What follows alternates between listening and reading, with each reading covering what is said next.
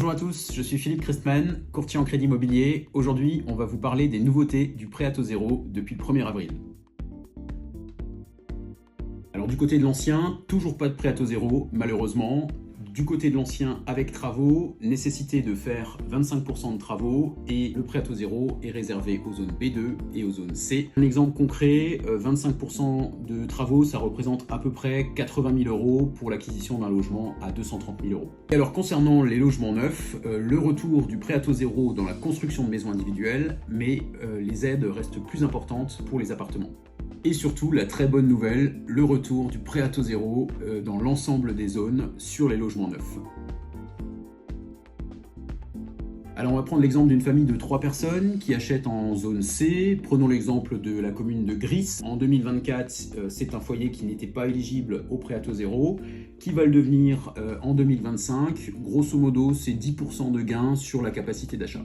Donc ça représente quand même 72 000 € de prêt à taux zéro pour ce foyer. Un deuxième exemple, donc un couple qui achète cette fois dans la zone B2, on va citer Caltenouse. L'année dernière, pareil, zone non éligible au prêt à taux zéro. Elle le devient cette année, ce qui donne également 10% de capacité d'achat en plus et un prêt à taux zéro d'un montant de 66 000 €. Un jeune actif qui cherchait désespérément à acheter dans la zone B1, ça représente 61 communes sur le secteur du Bas-Rhin. Forcément, c'est compliqué de trouver le logement rapidement. L'arrivée du prêt à taux zéro en 2025 lui permet d'ouvrir sa zone de recherche et il a trouvé donc en zone C alors qu'il commençait à désespérer. Côté plan de financement, donc qu'est-ce que ça donne pour cet exemple? Il a pu profiter d'un prêt à taux zéro à hauteur de 40 000 €. J'ai pu également inclure 2 prêts externes pour 30 000 € et 20 000 € à des taux préférentiels. On arrive grosso modo à un taux moyen qui oscille aux alentours de 1,90%. alors que le taux du prêt principal était à 3,25. Premier bon réflexe, on vient de le voir à l'instant, élargissez votre recherche, vous allez forcément pouvoir trouver plus rapidement et plus facilement.